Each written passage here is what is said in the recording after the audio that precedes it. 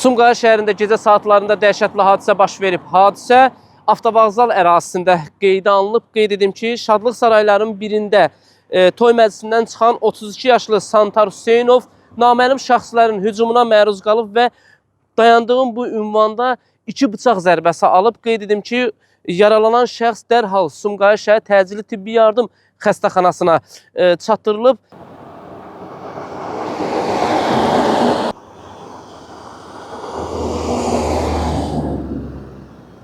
Mövcud vəziyyətlə bağlı hüquq mühafizə orqanları tərəfindən araşdırmalar başlayıb.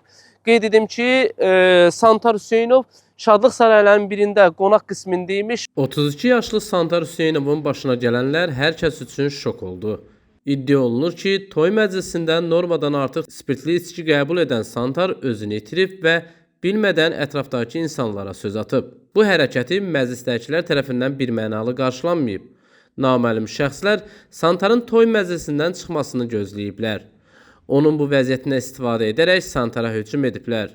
Nəticədə Santar Hüseynov ağır yaralanıb. Məclisdən çıxandan sonra mövcud ərazidə burada məhz naməlum şəxslərlə mübahisəsi düşüb. Elə bu zaman da o bıçaq zərbəsi alıb.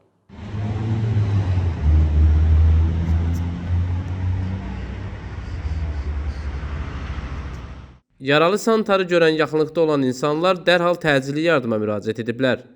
Onun vəziyyəti Sumqayıt Tibb Mərkəzində ağır olaraq qalır. Həkimlər dərhal onu əməliyyat ediblər.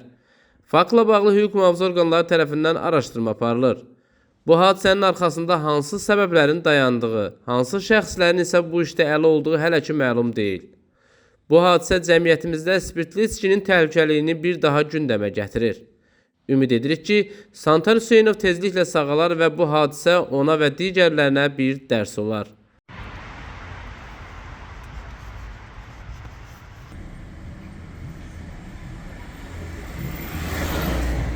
Nizami Rəsulov, Fərhad Ələkbərli, xüsusi olaraq Dinas TV üçün.